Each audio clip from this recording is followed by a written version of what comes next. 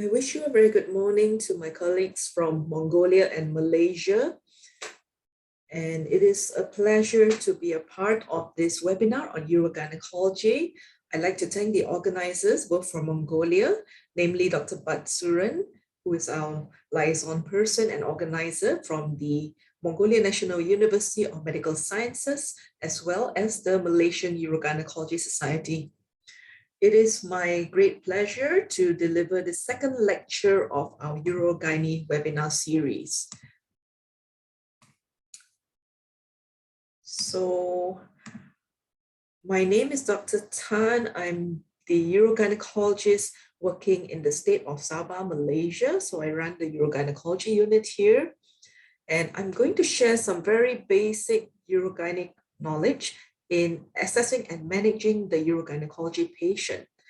So for the senior members of faculty, you might find this a little bit basic, but we will address this in the Q&A. So it was my pleasure as well to be part of the team from Malaysia visiting Mongolia back in 2019 for the series of lectures and workshops. And these are some of the memories we took back with us from that year. With great pleasure and great fun to meet and sort of learn and teach. Okay, so that's just a bit of geography. That's Mongolia and that's Malaysia down there. I work in the state of Sabah, and that is the view that will greet you if you decide to visit us one day. This is the hospital where I work. We have a women and children's unit. This is the sunset view from where my hospital is. So without further delay, I'm going to delve into the topic of what is urogynecology. So most of us are familiar with the problems of urinary leakage or incontinence, as well as prolapse. So these are dealt with by urogynecology.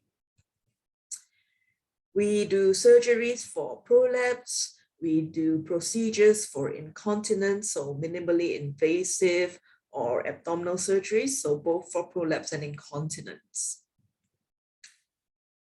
So now when we address urogynecology, actually the field is more broad than just prolapse and incontinence. So yes, we do deal with prolapse. We deal with urinary incontinence, namely stress incontinence, the overactive bladder syndrome, and to a certain degree fistulas.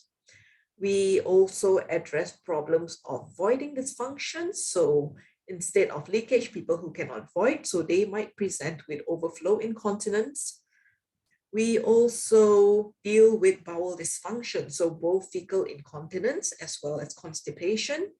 Sexual dysfunction is an area that we should address, but our patients might not be very forthcoming, so we need to be on the lookout for these. Other conditions that are jointly managed by urogynecology and urology here in Malaysia, the bladder pain syndrome, urethral diverticulums, as well as recurrent UTIs. So these are some of the main areas that urogynecologists deal with. So in this short lecture, I'm going to address how we take a urogynecology history, how we examine the patients, specific investigations pertaining to urogynecology, and just a last word on when patients should be referred from primary care into urogynecology service. So this was meant to be an introductory lecture, so it's not going to be very detailed. It's just to start off the series, and later my colleagues and seniors will be talking about these topics in more detail in terms of management especially. So women present with prolapse, and here in Malaysia, some of them do present early, but on the other hand, some of them present very late simply because prolapse on its own is not painful. So women tend to wait and for many years, and some of our patients, a select few, even come with acute kidney injury, and then we diagnose a prolapse. So there's a broad range of presentation of their prolapse. With the urinary symptoms, so women say they go to the toilet very often, they need to rush, they need to stop journeys to go to the toilet, And again, most of our women are not very forthcoming with this.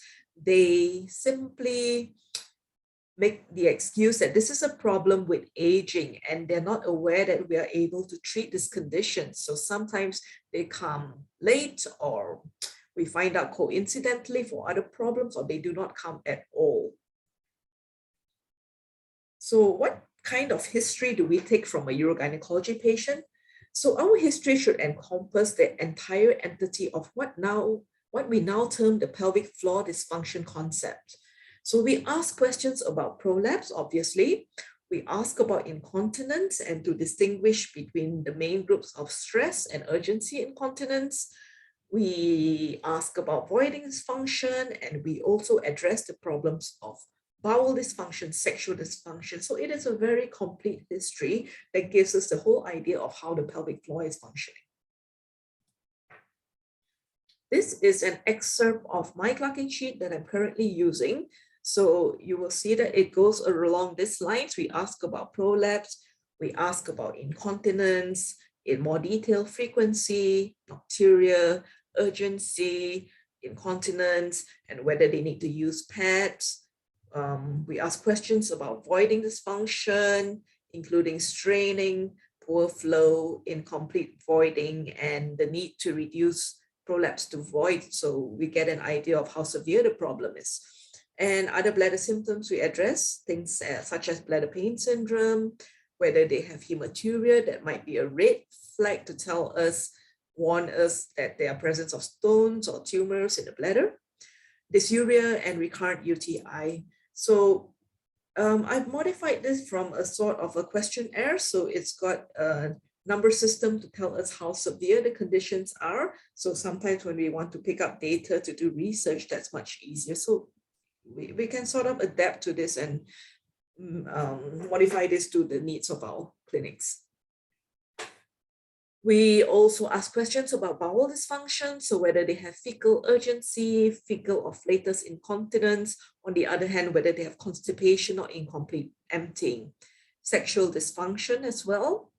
And then I do a section on obstetric history, simply because we want to know the risk factors and other risk factors such as heavy lifting, fluid intake, smoking. Yeah, so this just tells us the risk factors for the prolapse and incontinence as well. So it gives us an idea of what areas we want to manage. The urogynecology history, so it's important that we don't just elicit the symptom presence, like not do you have a prolapse? That's not enough. You want to know how severe it is and the impact on quality of life. So we ask ladies, do you have a prolapse? Does it prevent you from doing daily activities, or are you not even aware of it? So it gives us an idea of what the expectations are and whether we want to treat this or not. So with prolapse symptoms, the women will come complaining of bulge or discomfort when they're washing. They may be so bad that they have voiding or problems passing motion, or even sexual dysfunction because of a large prolapse. And some ladies come for lesser degree of prolapse because they go and do opportunistic pap smears, and their doctors tell them, oh, I found a prolapse, but sometimes they're not even aware of it. Yeah, so it gives you an idea of what the severity is like, which is important.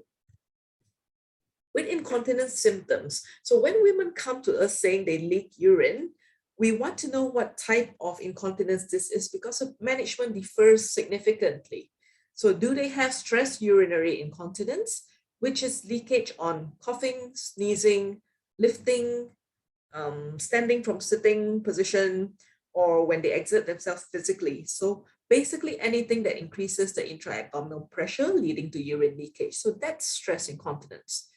With the overactive bladder syndrome, this comprises frequency, so having to go to toilet often, urgency, with or without leakage, and nocturia. So we ask these questions to determine what sort of incontinence they have, or sometimes they have an element of both. So these are the formal definitions by the AYUGA and ICS committees on what stress incontinence and urge incontinence is. So quite similar to what I mentioned before, stress incontinence being involuntary loss on effort, exertion, sneezing, coughing. Urgency incontinence is the involuntary loss of urine associated with a compelling desire to pass urine, so they can't wait. Overactive bladder syndrome, as I mentioned in the previous slide, they have urgency, they go to toilet frequently, they have nocturia with or without leakage, having already excluded urinary tract infections of other pathologies. So besides the two main groups of incontinence that we deal with, we do need to ask whether it could be something else. So what are differential diagnoses for leakage of urine? The most popular and easiest to screen for urinary tract infections. Yeah, so very easy, do a urine dipstick and exclude that. We get a history or we screen for diabetes because they have polyuria and this might present as frequency, nocturia, and confuse the situation for us. If the patient complains of continuous incontinence, so the question we ask them when they say they leak urine, are you ever dry? And if you find a lady who's never had leakage before and leaking continuously and she's post-operative, we always think fistula. Yeah, so a lot of fistulas are diagnosed rather late because people tend to treat those as urinary tract infections or overactive bladders first. And also to a lesser degree, but not impossible, they may have overflow incontinence. So these are patients with chronic diabetes, with autonomic dysfunction of the bladder, or neurological conditions like spinal injuries, multiple sclerosis. So they have paralyzed bladders, and when they overflow, they will also have symptoms that will confuse us with the overactive bladder and stress incontinence. Yeah, so think about it. Could it be something else? Next, we want to know what are the predisposing risk factors for this patient having a pelvic floor dysfunction. Is it genetic predisposition, either by familial, some races are more prone to prolapse than others, or inherent connective tissue disease like Ehlers-Danlos? Pregnancy and childbirth is an important risk factor for prolapse and incontinence. Raised intra-abdominal pressure. So some of these are modifiable or controllable. High BMI, so women of larger weight, we might encourage them to lose weight. Chronic lung disease and smoking, so that we can modify or control. If they have an intra-abdominal mass like an ovarian tumor, they might suddenly present with prolapse. Heavy lifting in their day-to-day work or home jobs. Chronic constipation. Women who had previous pelvic or vaginal reconstructive surgery in itself can have prolapse simply because our surgeries, sometimes we damage the supporting structures or change the axis of how the anatomy lies. So this in itself can lead to prolapse of other compartments. And of course, what we can't prevent, aging and menopause. Yeah. So we do want to address risk factors as well, because if we don't address risk factors and we do a fantastic surgery, the women will recur in no time. So this concept is important to understand. This is John Delancey's theory of the 3 levels of pelvic organ support. So if you look at the uppermost box, level 1, the cardinal uterosacral ligament complex, this supports the cervix or the vaginal calf in patients who had hysterectomy. The level 2 support are the anchoring of the vagina anteriorly and posteriorly to the arcus tendinus. And lastly, the level 3 support is the pelvic floor, or where the obturator foramen, the perineal membrane, and the transverse perineal muscles and external sphincter where they fuse. So this gives pretty good support to the posterior compartment here at level 3. Pregnancy and childbirth is a known risk factor for prolapse and incontinence. Why does this happen? If you look at this picture by Hoyt, so this is an illustration of what happens when the fetal head, which is this big yellow ball, passing through what is his representation of the levator ani or the puborectalis muscle. So they postulate, or they illustrate here, that the levator muscle is stretched 300 times of its original compliance. Yeah. So when the stretching occurs, sometimes the muscle is permanently damaged and they don't go back to their original size and it becomes lax.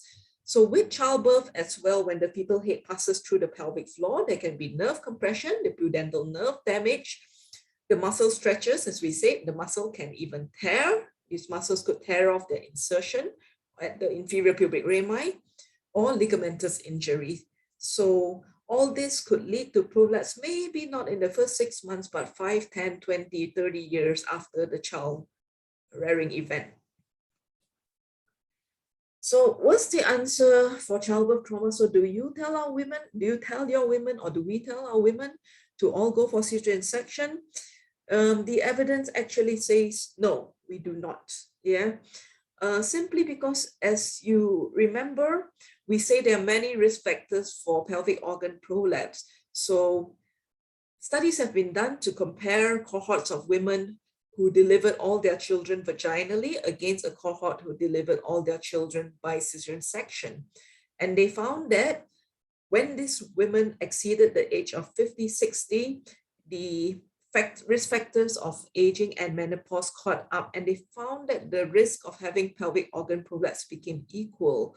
And as you know, cesarean sections are not without risk in themselves. So it is not justified to counsel women to go for a cesarean section to protect their pelvic floors. Yeah. The other factor being sometimes pregnancy itself causes strain on the pelvic floor, not the delivery alone. So some damage might have already been done. Heavy lifting is a problem. So this is a picture from where I work. Our women are very strong. I believe your women are too.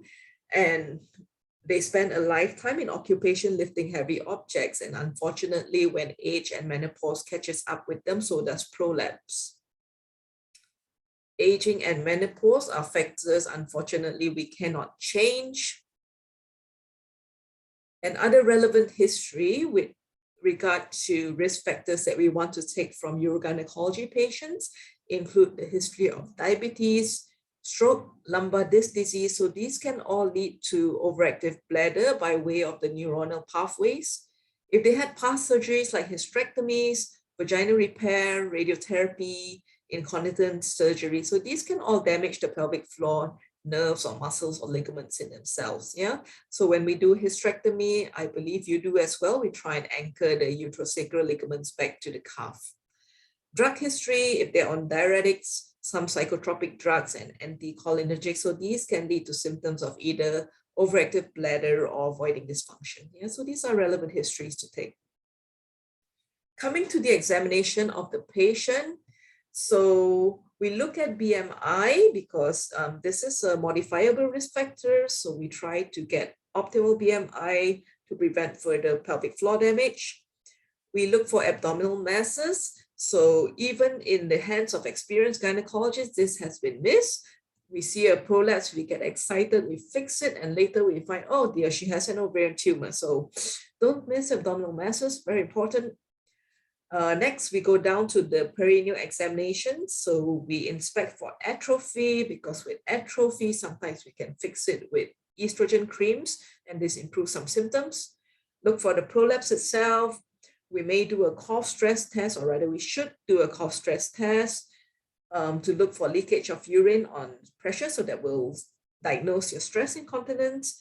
And we also take the opportunity to assess for pelvic floor muscle strength, both at rest and at contraction, to see how well trained the lady is at protecting or contracting her pelvic floor. Yeah.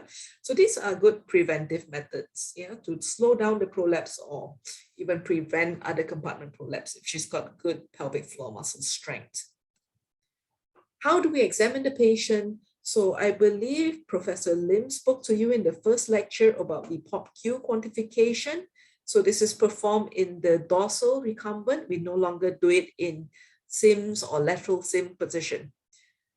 We ask the patient to forcefully bear down, perform a Valsalva. Some of our ladies don't quite understand what a Valsalva is, so they end up contracting the muscles. So sometimes we resort to asking them to cough.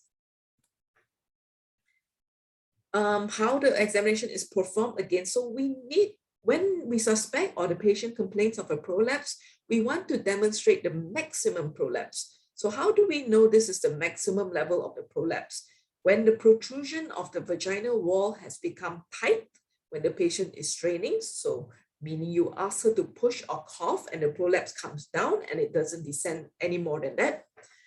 If you can track on the prolapse and cause no further descent. So this is a little bit difficult unless the patient is under anesthesia, because you can't quite hold the prolapse with an instrument. It would cause her pain. Yeah, so we can do this in theater.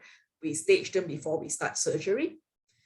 When you ask the patient to push and she tells you that the size and extent of the prolapse seen by you are as bad as it is at home. Yeah. So if you see something that's stage 2 and you sort of ask her, does it come any lower than that? And she says, yes, it does at home. So you haven't demonstrated maximum prolapse. You need to get her to push. Sometimes it may be necessary to stand the patient up, because when you stand, there's gravity and then the prolapse will come down to its maximum extent. So when we examine, we inspect for any obvious prolapse and atrophy. We do need to palpate the anterior vaginal wall for protrusions or cysts or urethral diverticulums, tumors. So these things can be confused as prolapse. Use a SIM speculum or half of a bivalve speculum to visualize anterior and posterior vaginal wall at rest. I will show you these pictures momentarily. So this is a picture on the left of the half a bivalve speculum.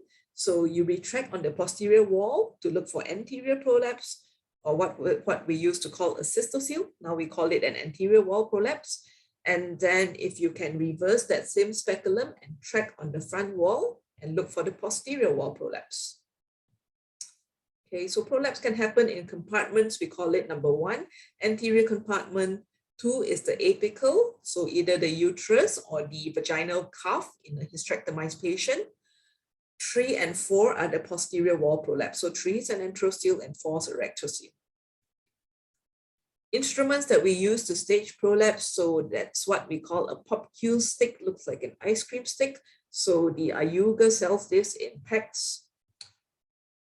Because we have a bit of financial constraint, I use the tongue depressors, so I mark them as such. Yeah. So we can use this, just make sure the edges are smooth, because you don't want to put these into the vagina and traumatize the patient. And that's how I break my SIM speculum, break my bivalve speculum to make SIM speculum. So use this on 2 patients. So I'm not going to talk too much about the pop-Q. I believe this was addressed in a previous lecture by Prof. Lim last month.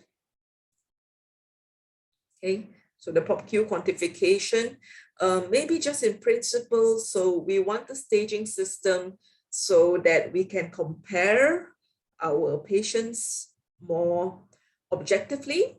So when we draw out and say, okay, the cuff is at -5 or D is +2. So we more or less can picture what the prolapse is like, even if we're working long distance. So we want to speak the same language so we can facilitate how we manage the patients clinically as well as for research purpose. So we just want to speak the same language.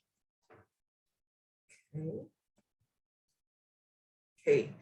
We might also do a neurological exam, so mental status, motor and sensory systems, for 2 reasons. So patients, obviously with prolapse, patients tend to be older and they may have dementia, tumor, stroke, Parkinson's. So all these can cause overactive bladder symptoms, number 1. And number 2, also we want to sort of know what the state of the patient is and whether we want to go conservative, we want to operate on the patient. So a neurological status is important to elicit. Next, I move on to some investigations that we do for urogynecology patients. So urine dipstick is cost-effective, it's easy to do. So all women who come and present to us with symptoms of incontinence, we routinely do a urine dipstick. So depending on the findings, then we go on to decide to do a urine culture or not. And if they were to have hematuria or you suspect a bladder tumor, it's worthwhile sending a cytology as well. The next easiest thing that we do for women who come with incontinence, we ask them to fill a bladder diary. Yeah. So these by guidelines, they advise us to do over 3 days. So including both a working or leisure day for the lady if she works, to give us a good idea of what she's doing with her bladder at home. This is an example of the bladder diary that I'm using. So over 3 days, I do it for 2 days simply because I find it a little bit challenging. I mean, some women are very motivated, some they get confused and demotivated. So just depending, if you want to follow the guidelines, you should really do it for 3 days a night. So it includes what the woman drinks and how much she drinks. So she needs a measuring cup maybe to see that kind of volume. So what she's drinking, coffee, water, soup, things like that, and how much she's drinking. And we also need a little plastic jug for them to measure their urine volume. So this is an example of how I fill this bladder diary. So it's got the time at the edge. So say she wakes up at 6 a.m., she goes to toilet and she measures the urine, there's 250 mils. And a little bit more detail, if she had to rush to the toilet, they tick on urge. If she had a little bit of leakage when she coughed, she ticks on that, and whether she leaked or not. So this is a little bit complex, but it gives you a lot more information. So again, you can modify this to your local needs and how motivated your patients are. Yeah, so sometimes they surprise you, they're actually pretty good. Other simple investigations that we want to do, so we can measure a post-void residual volume to exclude overflow incontinence. So very simple. You might measure a bladder volume before the woman voids to get an idea of how good the capacity of the bladder is. Ask her to pass urine, bring her back on the couch and scan for residual urine. So this is the format of a scanning bladder volume. There's also the bladder scanner. So you may have this there. So these are simple for nurses to use because it doesn't involve measurement. So you sort of tilt the bladder scanner on the bladder and it calculates the volume for you. There are some limitations with this as well. Or if neither facilities are available, then to catheterize. So a little bit uncomfortable for the patient, but obviously accurate. So these will help us to exclude the overactive bladder.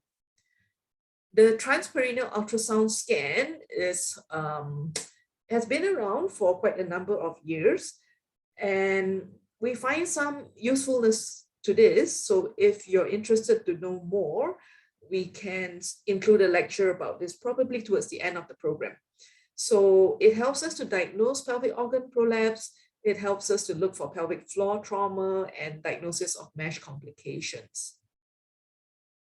So this is how we work a transperineal ultrasound. So it can be done with a 2D probe. So we don't insert the probe into the vagina, we hold it just there. This is the kind of view that you get, symphysis pubis in front. So this is the bottom and up here is the top. Yeah, so you can see the bladder, the urethra, the vagina. If you're lucky, you can see the uterus on this view, the anal canal and the rectal ampulla. Yeah, so it gives you that kind of view.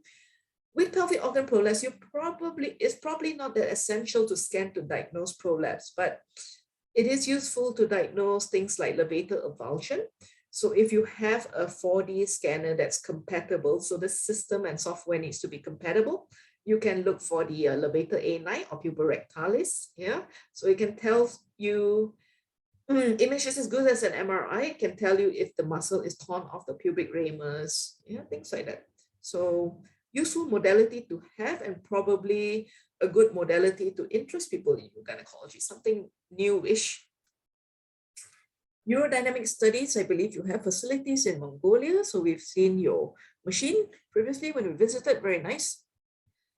So again, we have a detailed lecture on this. So I'm not going to go through this very detailed, in very much detail. So you get a urodynamic tracing. Why do we do urodynamic studies? When we want to answer a urodynamic question by reproducing her symptoms, making measurements, and to determine pathophysiology. So basically, we do this when we can't quite figure out what the problem is. So we can't be following the woman home and see how her bladder is behaving. So this is a proxy bringing her into an artificial environment, filling her bladder and watching the pressures of the bladder and seeing how it behaves. how is this useful to us? So it can guide management options. So it gives us answers and decide what's your diagnosis and where do I go from here.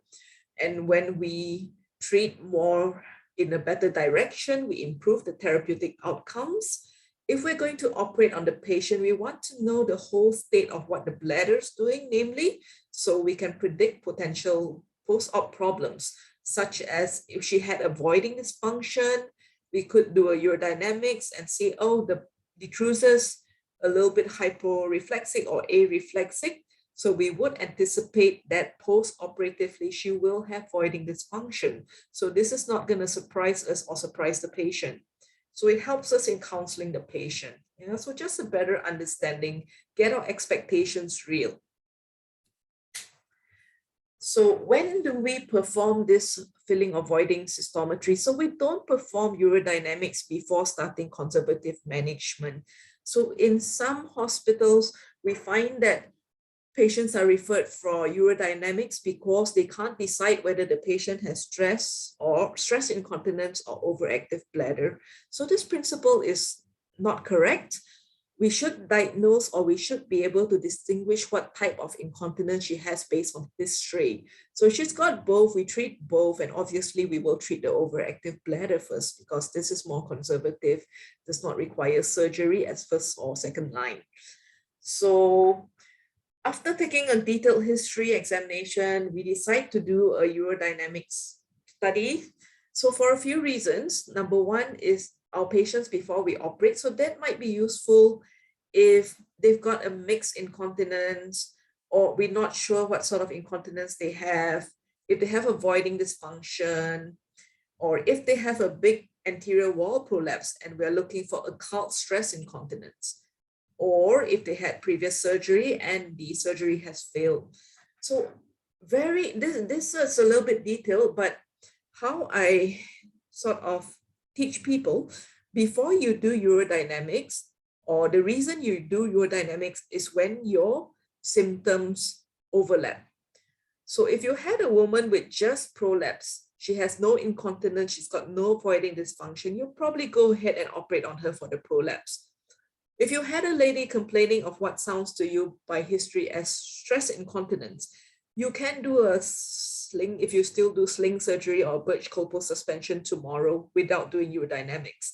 So the reason you do urodynamics, if you have patients with multiple symptoms. So if she has prolapse with overactive bladder, with voiding dysfunction, or if she has stress incontinence with voiding dysfunction, so that is when it might be helpful to do a urodynamics to make the diagnosis clearer to yourself, and also to make the patient's expectations more realistic. So you sort of can counsel them, I'm going to do prolapse surgery for you. This might not fix your overactive bladder. So that's an example of how this becomes useful in our practice. So I'm going to end with this slide, I believe. So indications for referral to tertiary care. So with gynecologists, we might refer into urogynecology if the incontinence, urinary incontinence is mixed with hematuria, or if she has persistent bladder or urethral pain, you think there's a fistula, if there's prolapse with a pelvic mass, if she's got fecal incontinence, if there are voiding problems, as in bladder retention, neurological disease, so when things become a little bit confusing, or if the patient had previous continence surgery, previous cancer surgery, or radiation therapy, where you suspect there's an injury to the nervous or ligamentous system.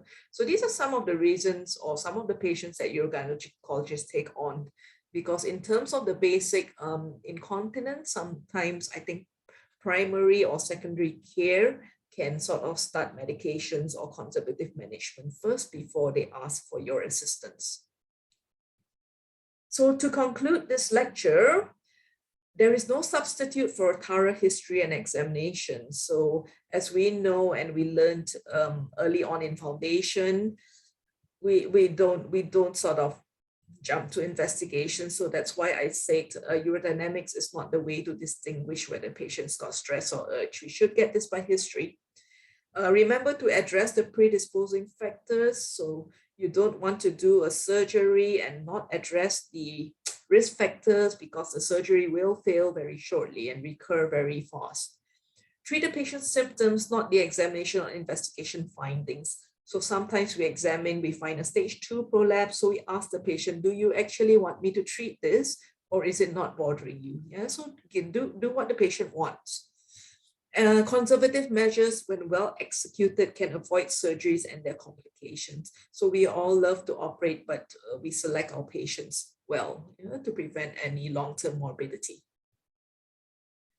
So I'm going to end here. Thank you very much for your attention. And I'm going to pass, I'm going to stop here, and we might go on to the question and answer session. If there are any questions, I'll be more than happy to try and answer them for you. Thank you.